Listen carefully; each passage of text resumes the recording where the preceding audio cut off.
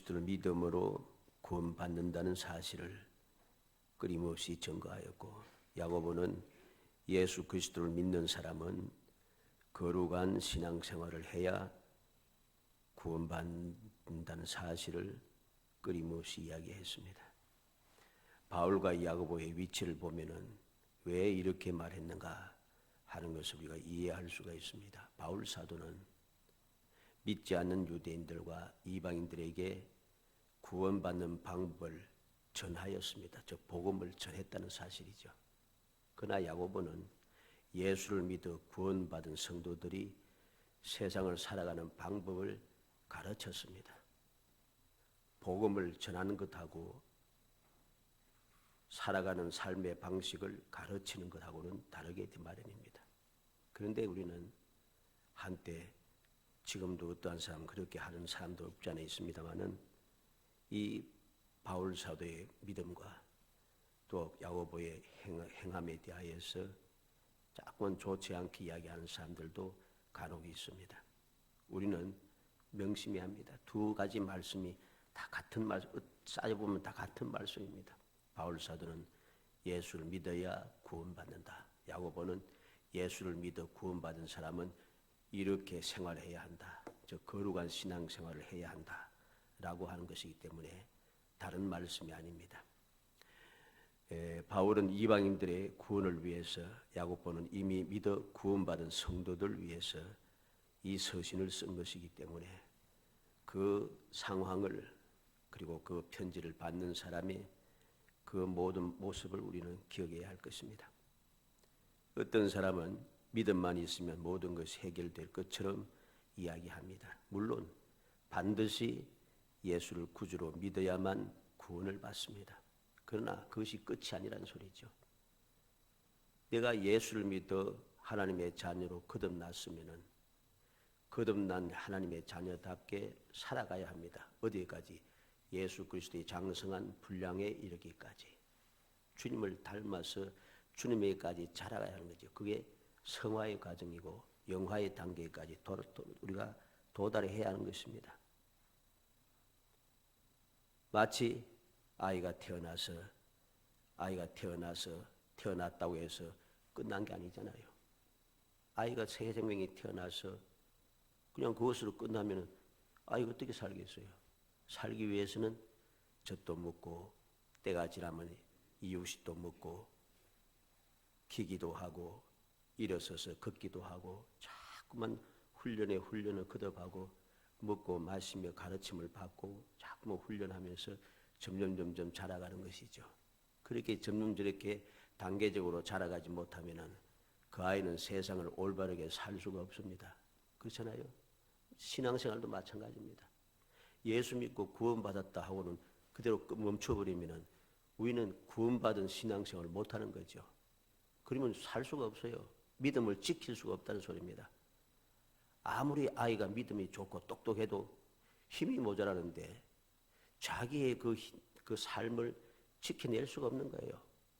힘을 가지고 많은 것을 배웠고 많은 것을 경험한 어른들도 세상을 제대로 못 이겨 사기도 당하고 실패를 해가지고 낙심도 하고 뭐 야단나는데, 넘어지고 자빠지고 야단나는데, 어린아이가 그 상태에서 아무리 똑똑한들 어떻게 세상을 살겠어요? 세상을 못 삽니다. 신앙생활도 마찬가지예요. 예수 믿고 구원받는 것은 절대 불변의 진리입니다. 반드시 예수 믿어야 구원받습니다. 예수 믿어야 구원받는데, 구원받는 그 삶을 끝까지 유지하여서 주님 계신 곳까지 들어가기 위해, 천국에까지 들어가기 위해서는 내 믿음이 자꾸만 자라야 됩니다. 성장해야 되죠. 성장하지 않고 예수 믿어 구원받았다 하면 처음 그 상태로 있으면은 믿음을 지켜낼 수가 없어요. 그래서 많은 사람들이 예수를 믿고 구원을 받았다고 하다가 이 믿음을 지키지 못해서 구원과 상관없는 멸망의 길로 달려가는 경우를 우리는 많이 보게 되는 것입니다. 오늘날 많은 사람들이 그렇게 열심히 신앙생활 열심히 잘했는데 어느 때 보면은 있는 곳이 이상해요. 그들이 말하고 살아가는 모습이 이상해요. 도무지 앞만 살펴도 저 사람이 예수 믿는 사람이 아니야. 왜 그럴까요? 믿음의 생활을 올바르게 하지 않기 때문입니다. 예수 믿고 구원받았으면 예수 믿고 구원받은 생활을 해야 하는 것이죠. 이 사실을 야고보서를 통해서 우리에게 끊임없이 이야기하고 있는 것입니다. 어떤 사람들은 행위 자체를 강조하는 것에 대하여 매우 못마땅하게 생각하는 경우도 없지 않아 있습니다. 그들은 교회 안에서 헌금을 하고 헌신을 하는 것에 대해서 그렇게 설교하고 가르치는 것을 매우 싫어하기도 합니다. 그들이 주장하는 내용이 무엇이냐? 자발적으로 해야지 강제로 하느냐? 은혜 받으면 하지 말래도 한다. 그럴듯한 이야기죠.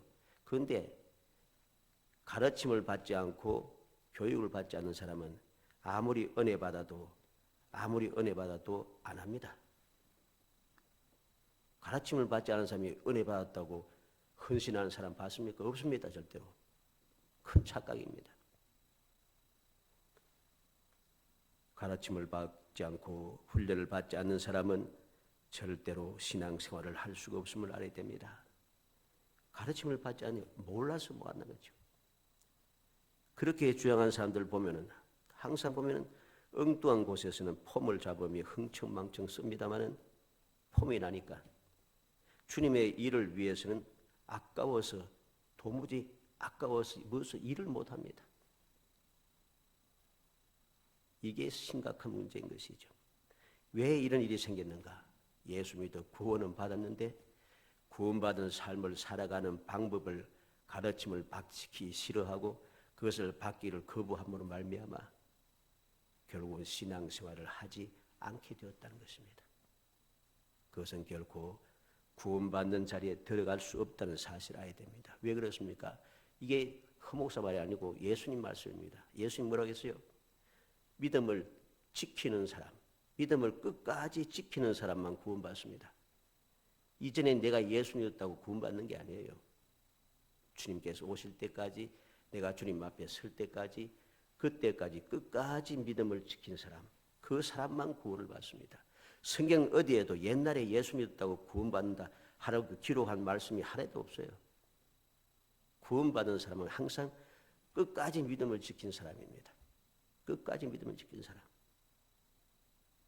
우리가 끝까지 믿음을 지키기 위해서는 믿음의 생활을 끝까지 해야 되는데 그렇게 믿음의 생활을 끝까지 하기 위해서는 끝까지 믿음의 생활을 할 수 있는 방법을 배워야 하는 것이죠. 그게 바로 야고보서입니다.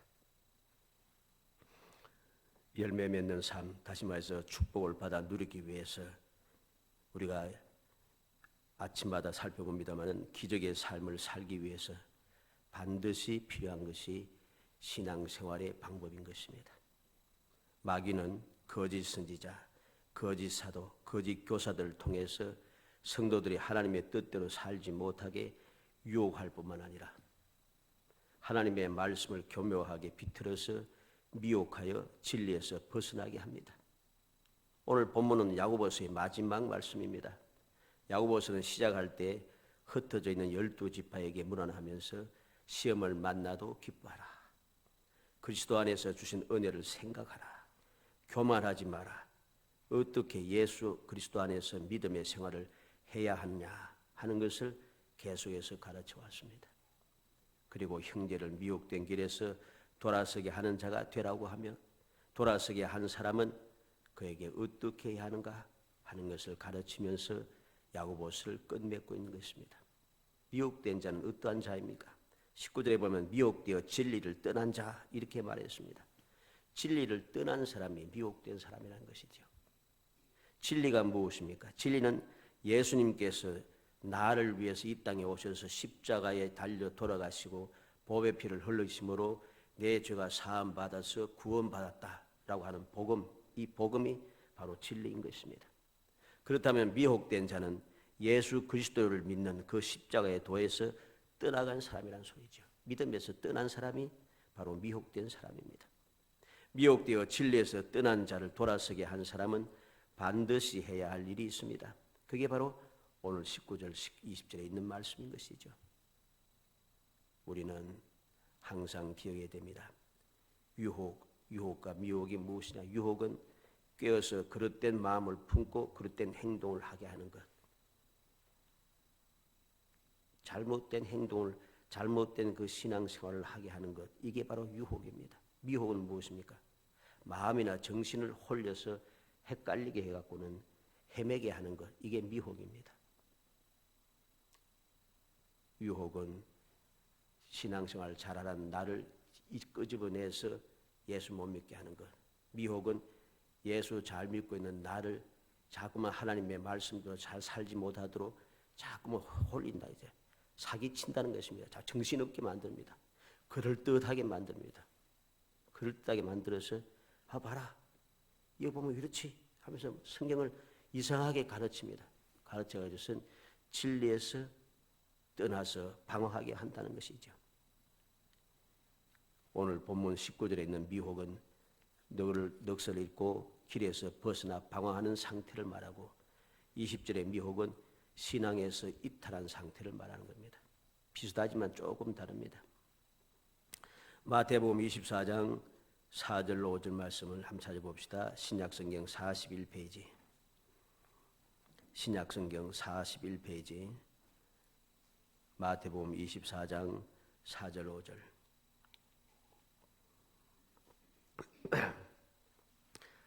4절 5절 읽습니다.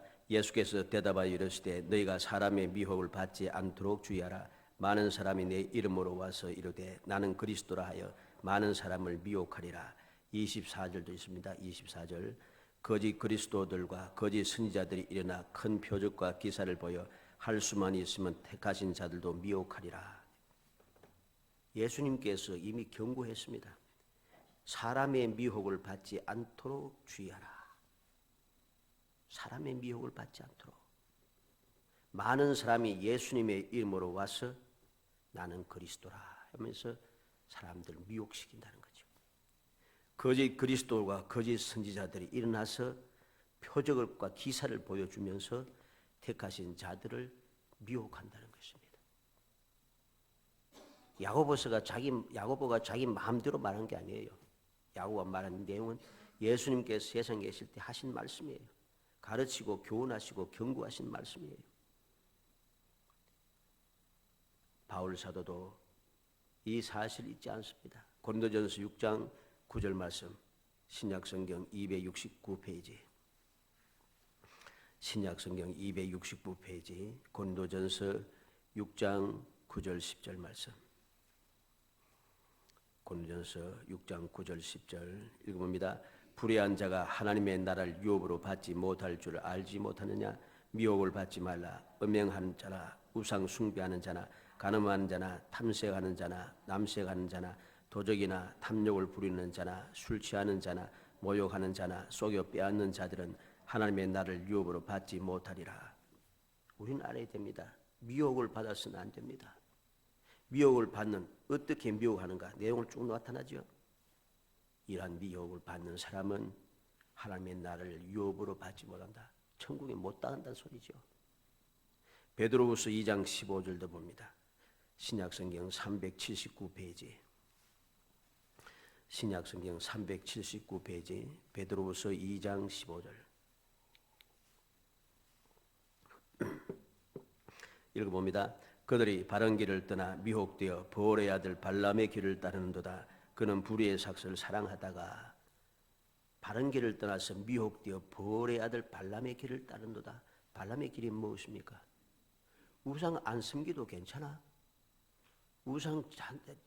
우상에게 제사 드리고 난 다음에 잔치를 하는데, 잔치를 할 때에 초청해가지고선 잔치 참여하는 거 뭐 어때? 잔치 참여하면 괜찮지 않겠어? 하고서는 잔치에 이스라엘 백성의 그 두목들을, 그 지도자들을 청해가지고선 잔치에 참여하게 합니다. 제사 드리는 데는 제사는 참여하지 않았어요. 근데 제사 마치고 난 다음에 음식을 먹으며 잔치하는데 초청했다는 거죠. 그쯤 안 괜찮겠어? 그런데 이로 인하여서 그들은 미혹을 받아서 하나님 앞에 망령되이 행하게 됩니다. 그래서 하나님께서 진노하셔서 그 모든 지도자들을 멸하신 것을 우리는 보게 됩니다. 기억해야 됩니다. 바른 길을 떠나는 것은 미혹되는 일입니다. 누가 아무리 그럴듯하게 이야기해도, 아무리 유명한 사람, 똑똑한 사람이, 능력 있는 사람이, 기적을 행하는 사람이 아무리 그럴듯한 이야기를 해도 그건 그럴듯할 뿐이지 진리는 아닌 것입니다. 진리는 오직 하나님의 말씀만이 진리입니다. 말씀에 어긋나는 것은 진리가 아니기 때문에 믿음의 사람들이 절대로 사람의 말을 따라서는 안 되는 것입니다. 오직 기록된 말씀대로 해야만이 우리가 신앙생활을 유지할 수가 있습니다. 요한이서 1장 7절도 봅니다. 395페이지, 신약성경 395페이지, 요한이서 1장 7절. 요한이서 1장 7절 읽어봅니다. 미혹하는 자가 세상에 많이 나왔으니 이는 예수 그리스도께서 육체로 오심을 부인하는 자라. 이런 자가 미혹하는 자여 저 그리스도니. 미혹하는 자가 많이 세상에 왔습니다. 사도시대에도 미혹하는 사람들이 무지막지하게 생겼어요. 오늘날에는 두말할 것도 없습니다. 오늘날에도 미혹하는 사람들이 무진장이 많습니다. 교회 안에도 많고 교회 밖에도 많고 미혹하는 사람들이 부쩍이 있습니다. 그럴듯하게 그들이 말하고 그럴듯하게 가르치고 그럴듯하게 이끌어갑니다. 신앙생활을 한다고 하면서 먹고 마시며 즐기는데 열심을 내게 합니다. 그리스도 안에서 하는 게 얼마나 좋아. 그리스도 안에서 교제를 나누는 것인데 크나큰 착각입니다.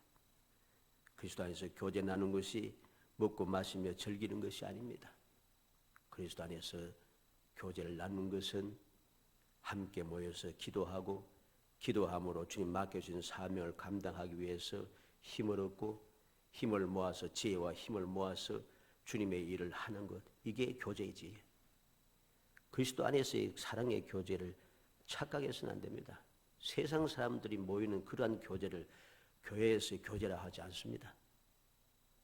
그런 교제를 왜 교회에서 교제를 하겠어요? 주님 안에서의 교제는 세상 사람들이 하는 교제는 다릅니다. 그래서 거룩하다 하는 것입니다. 세상의 교제는 서로 간의 유익을 위해서 먹고 마시며 즐기고 그 이야기를 하고 서로 간에 그 무엇인가 그 비밀을 나누면서 그렇게 하는 것이 세상의 교제입니다. 그러나 예수 믿는 사람의 교제는 그들과 달라야 됩니다. 그래서 거룩하다 하는 거죠. 무엇이 다릅니까?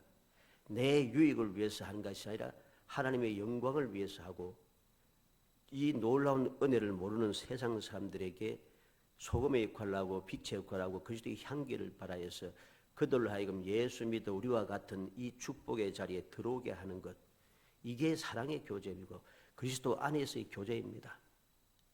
그리스도 안의 교제에 대해서 착각해서는 안 돼요.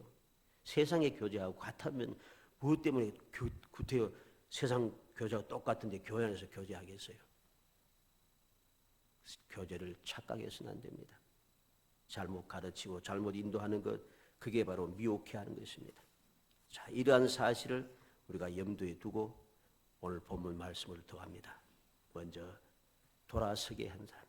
19절에 형제들아 너희 중에 미혹되어 진리를 떠난 자를 누가 돌아서게 하면, 누구든지 미혹되어 진리에서 떠난 사람 돌아오게 하면은 어떻게 해야 할 것인가? 어떻게 하는가? 첫째로 그 영혼을 사망에서 구원하라고 합니다. 너희가 알 것은 죄인을 미혹된 길에서 돌아서게 하는 자가 그의 영혼을 사망에서 구원할 것이며, 미혹된 길에서 돌아서게 했으니까 그 사람을 누가 사망에서 구원해야 됩니까? 미혹돼서 돌아오게 한 내가 구원해 줘야 되죠. 다른 사람에게 맡겨놓고 구원하라고 하면 안 되는 것입니다. 어떻게 그는 미혹된 길에서 돌아서게 되었습니까? 다른 사람 이야기 듣고 돌아섰습니까? 아닙니다. 나의 간절한 기도, 나의 간절한 그 사귐, 나의 간절한 교회, 나의 간절한 사랑의 교제를 통해서 그가 하나님의 은혜로 감동이 되어서 그 미혹된 길에서 돌아섰습니다. 그러면은 돌아선 그로 하여금 구원의 길에서 든든하게 설 수 있고 뿌리 박을 수 있도록 내가 끝까지 책임을 져야 되는 거죠.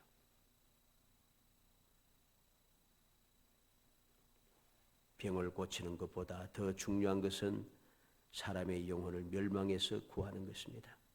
예수님께서는 천하보다 귀한 생명에 대해서 우리에게 가르쳐 주었습니다. 왜 그렇습니까? 육신은 잠깐이고 영혼은 영원하기 때문입니다. 육신의 죽음은 금방이에요. 아무리 고통스럽고 힘들고 어렵고 서글프도 육신의 생명은 길지 않습니다. 완망해봐야 100년쯤 되겠죠. 100년 더 사는 사람도 없지 않습니다만은 길어봐야 한 120년 정도 될까요?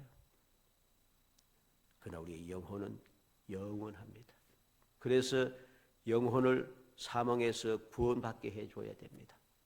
영혼을 구원받지 못하면은 생명은 기쁘고 즐겁게 신나게 내 마음대로 살아서 좋은지 모르지만은 그 다음에 영혼은 영원한 삶을 살게 된 영혼은 영원히 저주받는 삶을 살으니까 감당할 수 없게 되는 것입니다. 영혼을 사망에서 구원하기 위하여 힘써 행하되 우리가 그 일을 자부심을 가지고 해야 합니다. 누가복음 19장 10절 봅니다. 신약성경 128페이지. 신약성경 128페이지 누가복음 19장 10절.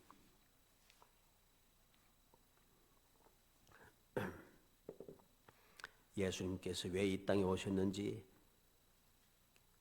읽어봅니다. 인자에 온 것은 잃어버린 자를 찾아 구원하려 함이니라.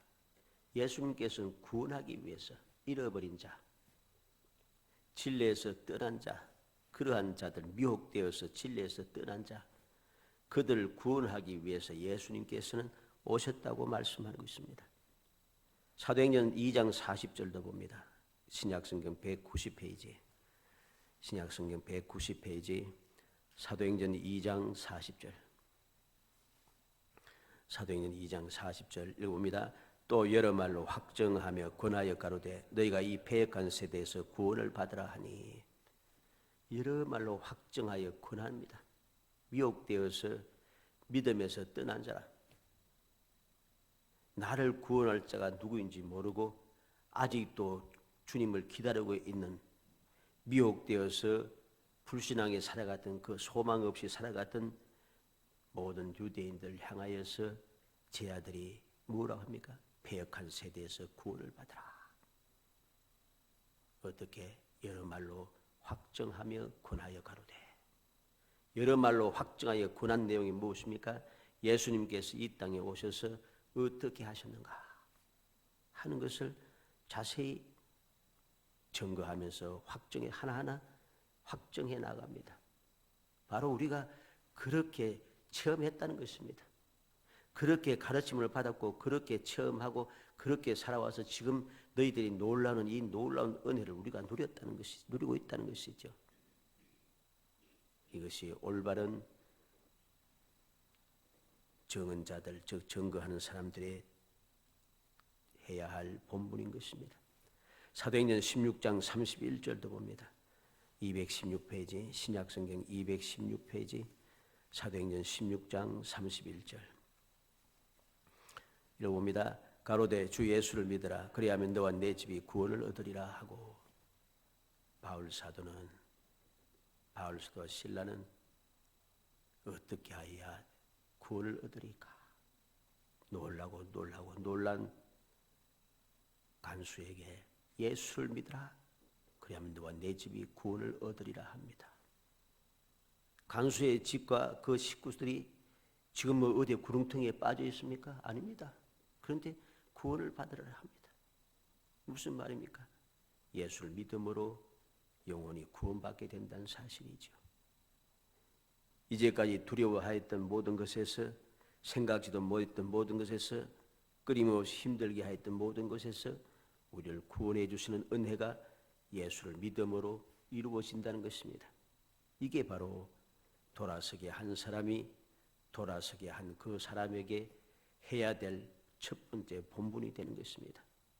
이 본분을 망가해서는 아니 되는 것이죠. 두 번째로 돌아서게 했으면 무엇을 해야 되는가? 허다한 죄를 덮어야 한다고 합니다. 20절 끝에 허다한 죄를 덮을 것임이라. 허다한 죄를 덮으라 합니다. 돌아서게 하고서 내가 그 영혼을 사망에서 구원시켜 놓고서 또다시 돌아서게 만들면 큰일 납니다. 이거는 그 사람은 돌이킬 수 없게 뿐만 아니라 나도 돌이킬 수 없게 됩니다. 허다한 죄를 덮어야만이 구원받게 했던 그 영혼을 끝까지 구원받는 삶을 살게 할 수 있기 때문이죠. 내가 미혹한 데서 돌아서게 한 사람의 죄와 허물을 덮어주지 아니하고 떠벌리고 다닌다면 내가 그 사람이 진리를 떠나서 어떻게 살았는가 하는 것을 그것을 구원해내기 위해서 돌이키게 하기 위해서 끊임없이 찾아다니고 끊임없이 살피고 끊임없이 기도하면서 그 내용을 100%는 모르지만 많이 알고 있잖아요. 저 사람이 타락해서 어떻게 살았는지, 어떤 죄를 지었는지, 어떻게 힘들게 살았는지, 어떻게 고통스럽게 살았는지, 어떻게 무지막지하게 살았는지 내가 알고 있잖아요. 알고 있다고 해서 구원받게 하는 그 사람에 대해서 저 사람이 말이지 옛날에 예수 안 믿을 때 말이야 타락하고 살아갈 때 이렇게 살아갔다고 아니냐? 막 까발리고 다니면은 그 사람이 믿음을 지킬 수 있겠어요? 믿음 못 지킵니다. 허다한 죄를 덮어줘야 합니다. 다른 사람이 그 허다한 죄를 알지 못하게 하고 그로 하여금 온전히 새로운 삶을 시작하도록 우리가 이끌어주고 그렇게 만들어 가야 하는 것입니다. 옛날 이야기 해가지고서는 마음에 들지 않으면 옛날 이야기하고 이 사람 만나서 옛날 이야기하고 저 사람이 이렇게 했다 이러면 안 되는 것이죠. 당연히 모든 죄와 허물을 덮어주어 평안하게 새로운 생활을 할 수 있도록 도와주는 것, 이것이 돌아서게 한 사람의 책임인 것입니다. 내가 예수 믿게 했다고 끝나버리면 안 되는 거죠. 책임을 회피하는 것이고 자기의 그 주님 맡겨주신 사명을 저버리는 일인 것입니다. 마태복음 24장 11절로 12절 말씀 찾아봅니다. 신약성경 41페이지 마태복음 24장 11절 12절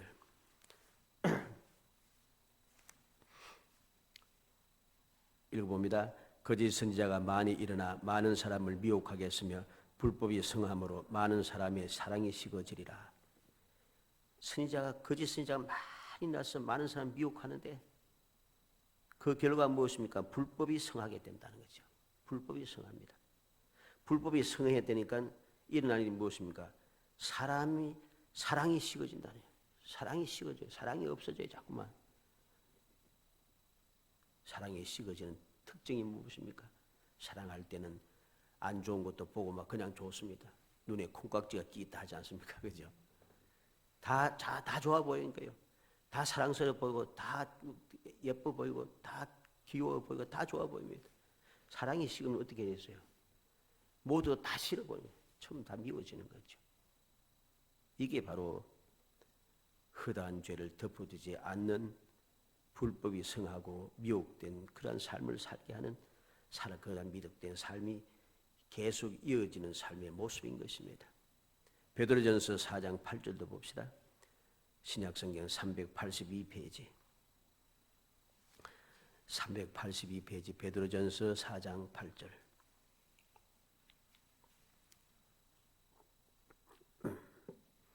읽어봅니다. 무엇보다도 뜨겁게 서로 사랑할지니 사랑은 허다한 죄를 덮느니라.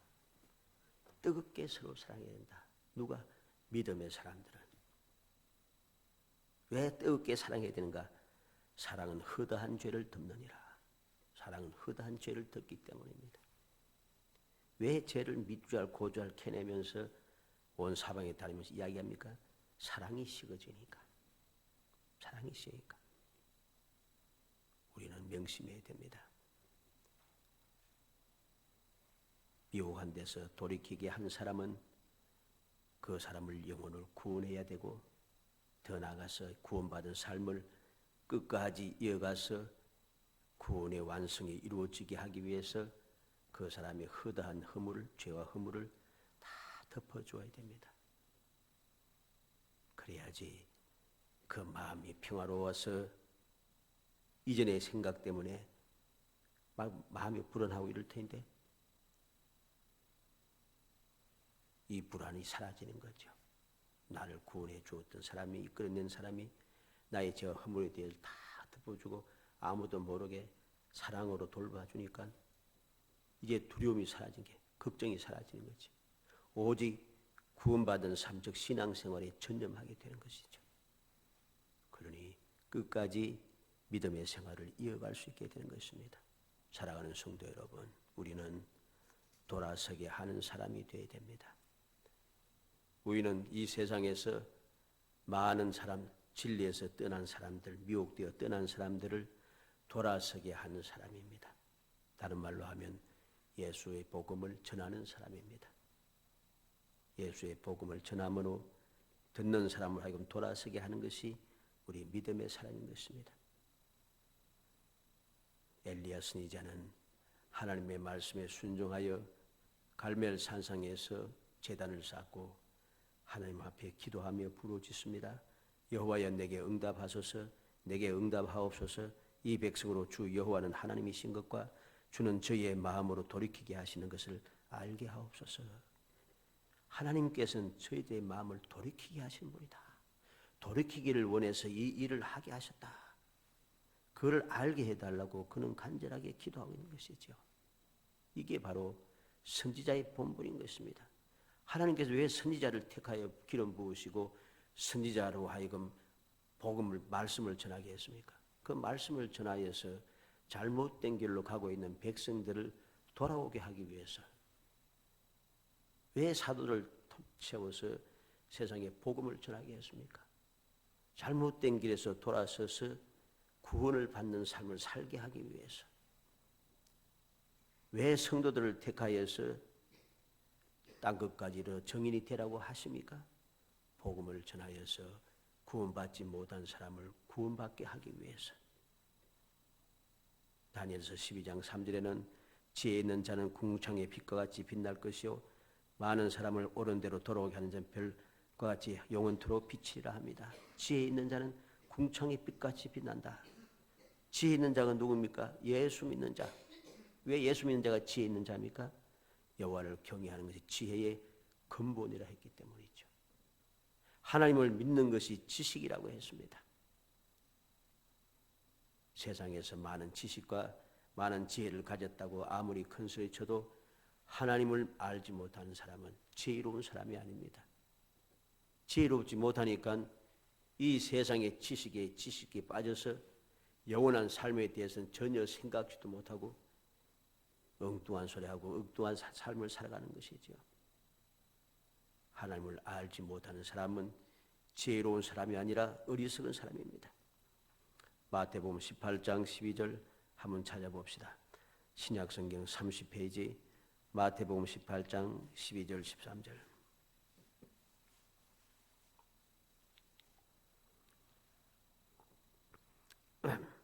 마태복음 18장 12절 13절 읽어봅니다. 너희 생각에는 어떻겠느냐? 만일 어떤 사람이 약 100마리가 있는데 그 중에 하나가 길을 잃었으면 그 99마리를 산에 두고 가서 길 잃은 양을 찾지 않겠느냐? 진실로 너에게 이르노니 만일 찾으면 길을 잃지 아니한 99마리보다 이것을 더 기뻐하리라. 참 놀라운 말씀이지요, 그죠? 한 마리 잃어버리는데 한 마리 찾으려고 99마리를 덜에 두고 찾으러 다닌다 합니다. 오늘 사람의 생각으로는 이해가 안 되는 말씀입니다. 한 마리보다 99마리가 더 중요하지. 그런데 하나님께서는 한 마리가 더 귀하다고 말씀합니다. 사람의 생각과 지혜로는 이해할 수 없는 말씀이에요. 우리는 이 놀라운 사랑을 기억해야 됩니다. 왜? 이 사랑을 내가 받았다는 것이죠. 내가 이 사랑을 받은 거예요. 예수 믿지 않던 내가 주님의 은혜와 사랑에 대해서 알지 못하여서 내 마음대로 살아가던 내가, 주님의 사랑을 깨닫지 못하고 원망하고 불평하며 살아가던 내가, 그래서 세상에 달려가며 길을 잃어버리고 살아가던 잃어버린 양이었던 내가 주님의 사랑을 입어서 구원받게 되었는 것, 주님께서 나를 다시 찾아서 이곳에 있게 했는 것, 이게 다른 사람 이야기 아니에요. 내 이야기죠. 여러분들이 자신의 이야기인 것입니다. 이 사실을 잊어버리는 순간부터 우리는 은혜를 헛되이 받게 됩니다. 이 사랑을 입었는데 우리도 또한 이렇게 살아가야 하는데 살아갈 수 없는 거예요. 왜? 이해가 안 되잖아요. 99마리가 더 중요하고 더 많고 더 귀하지 어떻게 한 마리가 귀하노? 이 생각이 고정관념이 딱 사로잡히니까 일이 안 되는 거죠. 내가 바로 잃어버린 한 마리였다. 이것을 알게 되면 이 말씀이 이해가 됩니다. 그래서 기적인 것이죠. 99마리보다 잃어버린 나를 귀하게 여겼다는 것, 이건 기적이잖아요. 세상에 이런 법은 없습니다. 그런데 주님은 이런 법을 만들어서 행하고 있습니다. 이렇게 하라고 가르치고 있습니다. 그게 기적이죠. 이 기적을 믿고 감사하며 살아가는 사람도 이 기적의 삶을 이어갈 수 있게 되는 것이죠. 누가복음 15장 3절 말씀 봅시다. 신약성경 121페이지. 신약성경 121페이지 누가복음 15장 3절에서 7절까지.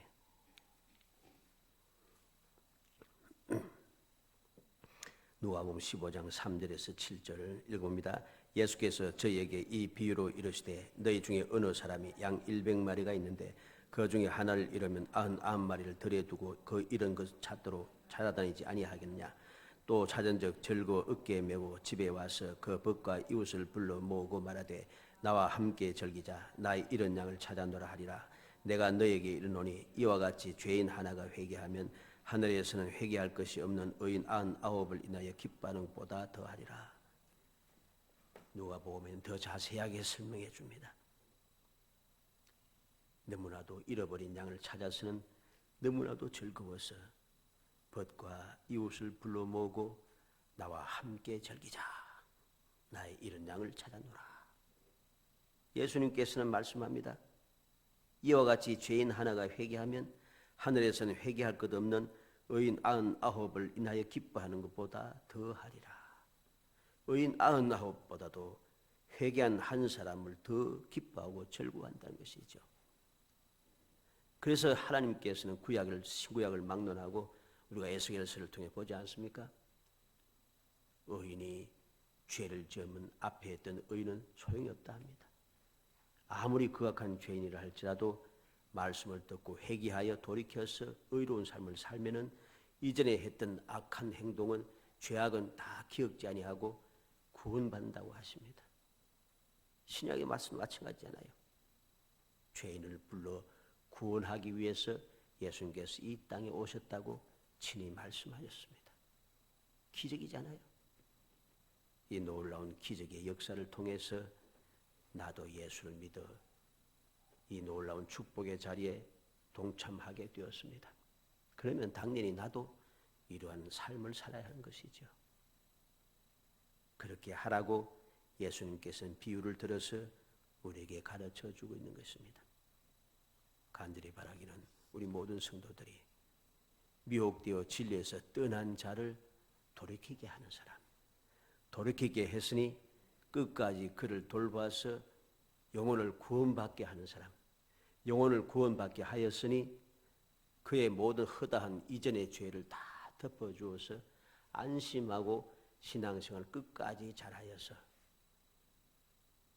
주님께서 계신 그곳 천국에 함께 들어가게 하는 사람, 그러한 사람이 되어서 언제 어디든지 주님께로부터 잘했다 칭찬 듣고 더 많은 것으로 놀라운 복을 받아 누리는 기적적인 행복한 성도가 되기를 주의 이름으로 축복합니다.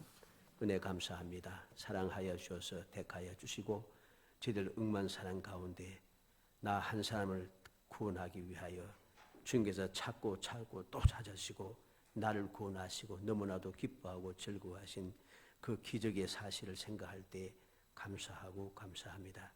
이 기적의 삶을 살게 되고 기적적인 그런 은혜 가운데 들게 되었으니 저희들도 감사감격하며 이 기적의 삶을 사람들에게 전하게 하시고 많은 사람들로 하여금 이 기적의 삶에 동참할 수 있게 하기 위하여 저희들이 열심을 내게 하여 주옵소서. 주님의 사랑을 실천하게 하시고 주님의 명령을 충성되이 감당하게 하시고 주님 맡겨주신 사명을 끝까지 저희들이 감당해 갈 수 있도록 끊는 사랑으로 일깨워 주시고 능력으로 도와주시옵소서. 예수님의 이름으로 기도하옵나이다. 아멘. 542장